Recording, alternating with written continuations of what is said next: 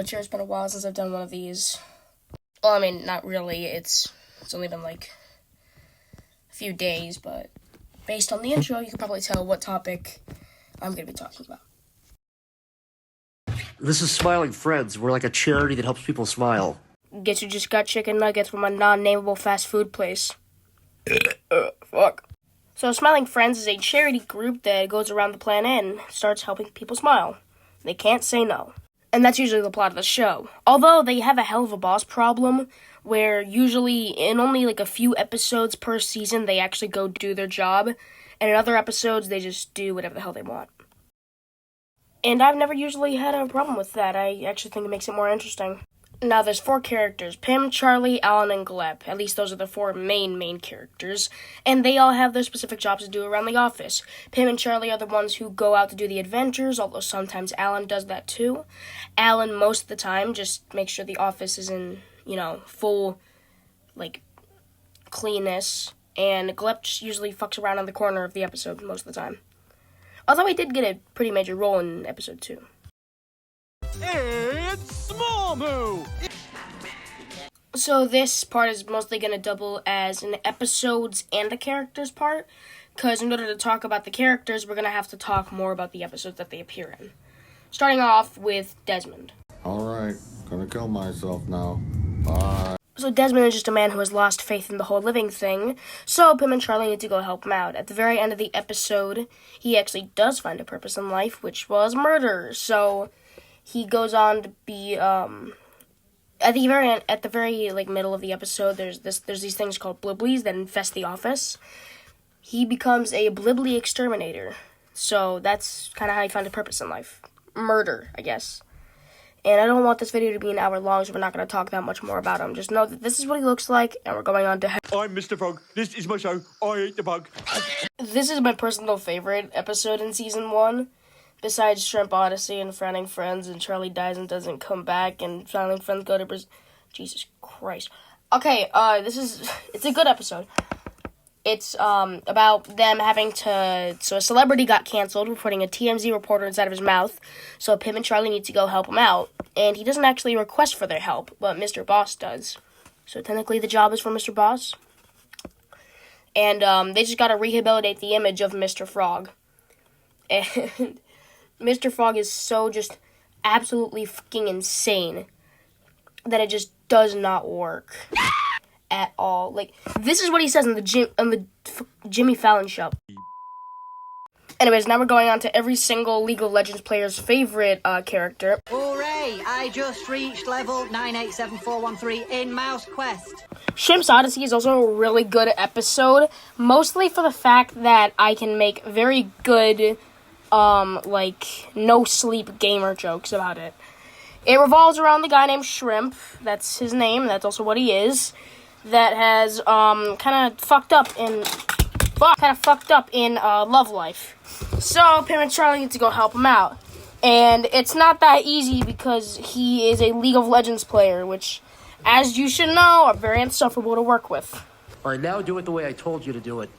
Okay.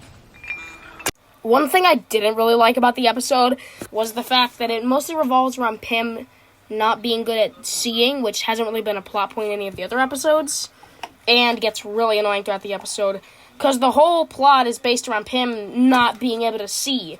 At the beginning, he eats worms, and at the end, he mistakes a human girl for a shrimp. My name is Jennifer. And I can't, it gets really annoying for me.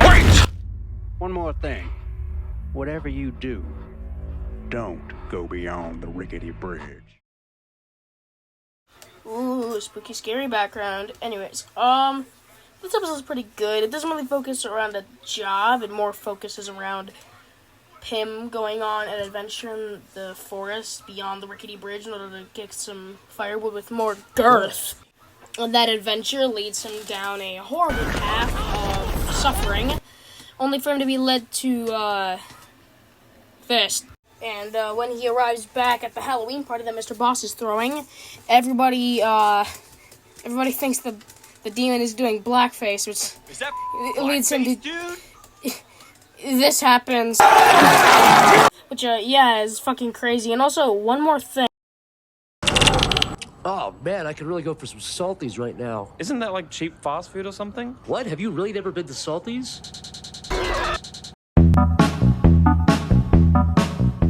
Oh, it's just the TV. Yes, I was almost done unpacking. Of course something had to happen. Local white boy got murdered in his own house. Police are trying to invest the crime scene now. Funnyman died. Well, I'm pretty sure it's fake news anyways. Wait, does it relate to that weird thing I found in my mailbox this morning? This, DVD that has an episode of Smiling Friends episode 5 while also having DLC of how Funnyman died? I probably should look into this. Alright, so instantly the episode begins with Charlie and Pim exiting a movie theater, and oh, look who it is. Number 15. Could I get the number 15? It doesn't entirely look like him, but I feel like it looks enough like him, and this appears to be the movie that they were actually watching, because if you look on Charlie's cup, he has the same character. Whoever this guy is, Charlie describes a scene with him where he bashes some girl's head in with a hammer, and apparently that's his favorite part of the movie. Tastefully done. I thought it was a well-done sequence. Okay, it also appears that Funnyman's in the background of this scene, so this might be my first clue, I don't know. Well, they seem to be starved after the movie, so they decide that they want to get some restaurant food. What's the closest restaurant nearby? Well, it's... Oh man, I could really go for some salties right now. They, of course, head to Salty's, which, by the way, really? They could have went to Muklaga's or Weggy's. They could have went to so many other places, but whatever. Charlie, this place doesn't seem very clean. There's grease all over the floor. There you go, Pim. You just gave me another excuse. They could have went to frickin' UFO. A commercial for the restaurant begins playing, and we get to see some of these little mascot guys. All of these mascots show up in the episode, except for these three. The French fry, I think a bendy straw, and a hash brown. My theory is that these guys were all probably turned into the actual food, and that's why they don't show up. And my personal favorite, salty sourdough bread bun! They eventually find the little ketchup guy, and he explains to Charlie that they no longer have the menu item that he's looking for. He gets a bit upset and wants to talk to Salty, and then... Salty's been murdered! Pim tries to call the police, but due to budget cuts, they no longer deal with murders, which is weird, but whatever.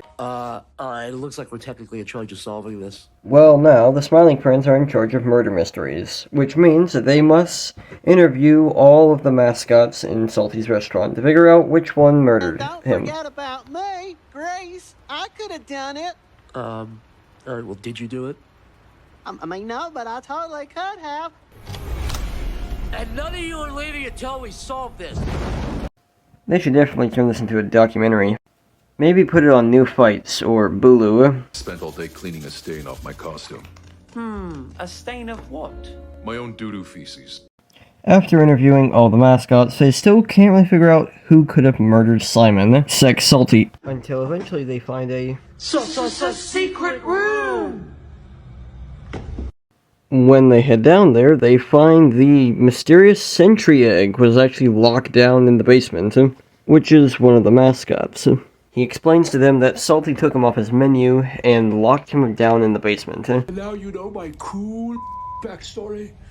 He also tells them that he has a convenient security camera in Salty's office, and he'll give it to them on one condition, that they bury him in China. Oh yeah, we will definitely go to China to bury you, man.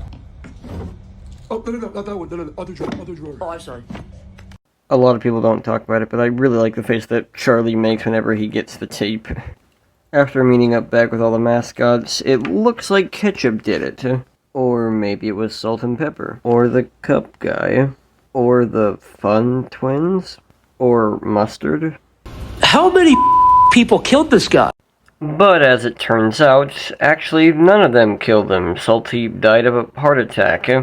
My heart!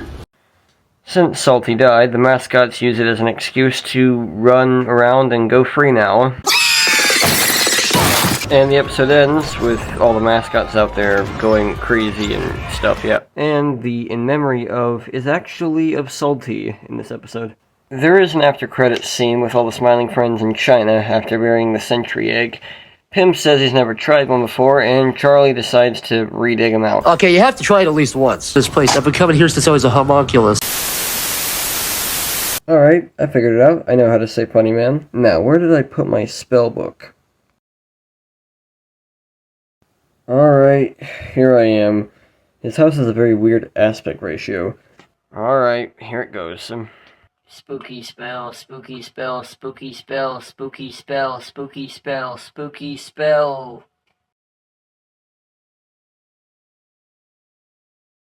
And it didn't even work. Wow. Hello, I'm Mr. Frog. You're Ziggy. I'll kill you. That was right in my ear, dude! Alright, I'm back, and holy shit, it's Leafy. Anyway, about the next episode, it's Enchanted Forest, with smiling friends in the Enchanted Forest. This place was actually referenced in Mr. Frog with Jacob the Goblin from the Enchanted Forest. Hello, I'm Mr. Frog. This isn't one of my favorites, but that doesn't mean it's bad. It's actually quite good. It focuses around Pim and Charlie having to help make the queen or the princess smile for a family photo. Or just a photo for, like, I don't know, a school yearbook or something. And they try to do a witch quest, which is a very dumb thing to do. Everybody knows that you shouldn't do a witch quest. So they get helped out of that witch quest by my Mip. Princess? How Mip queer. is a very cool guy that totally won't be horrific and horrendous later on in the episode, right? Okay. So yeah, later on in the episode, it turns out that, well, really, at the end of the episode, it turns out that Mip was actually stalking the prince, or the princess, or queen, and, that was why she couldn't smile, because he was her stalker. And, now that they've killed Mip, accidentally, they're cool now. She can smile now. And also, throughout the adventure, Charlie gets really obsessed with the Enchanted Forest, but Pim doesn't get to do any quests. And that makes him really mad, because he's always wanted to go on an adventure in the Enchanted Forest forever. Like, really forever. Ever since he was a little tadpole. You kissed your dad on the mouth? And, now that I've covered that episode, we're gonna move on to the episode where Frowning friends? Yeah? Should we be worried? No, you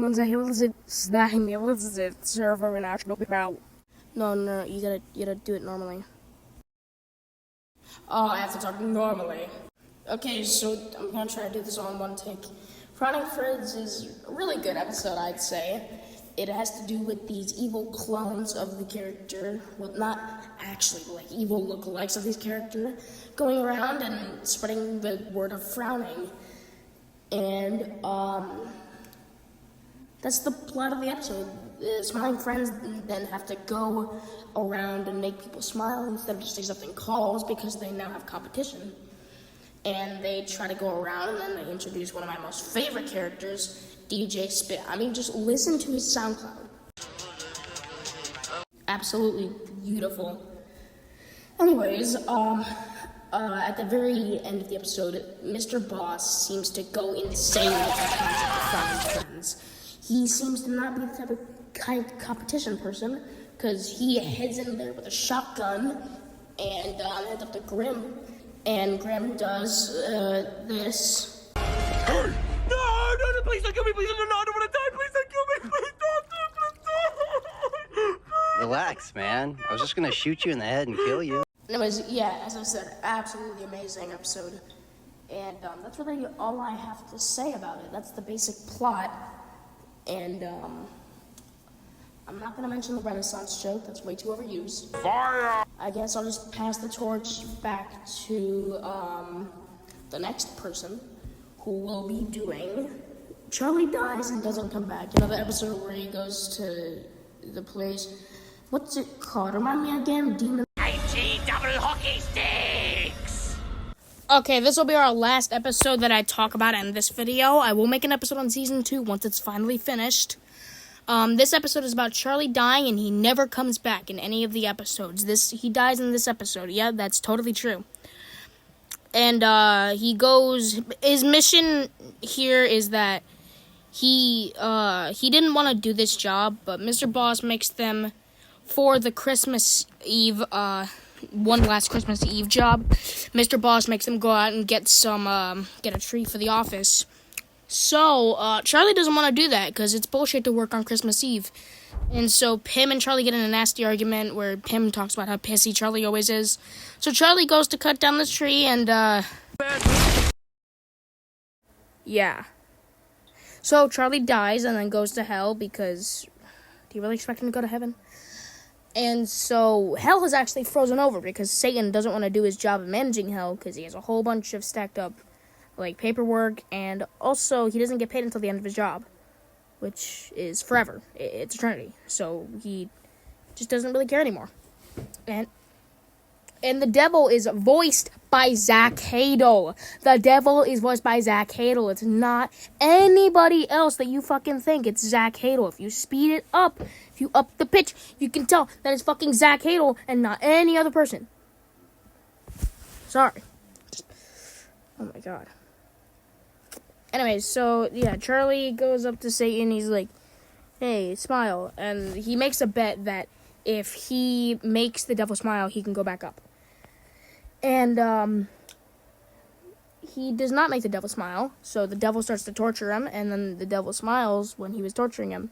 But the devil, is a dickhead, so he doesn't go with the deal. He doesn't really care about the deal. But then Gilbert Gottfried comes in. A deal's a deal! So, yeah. He goes up to heaven, and then he gets thrown back down to Earth, and that's the end.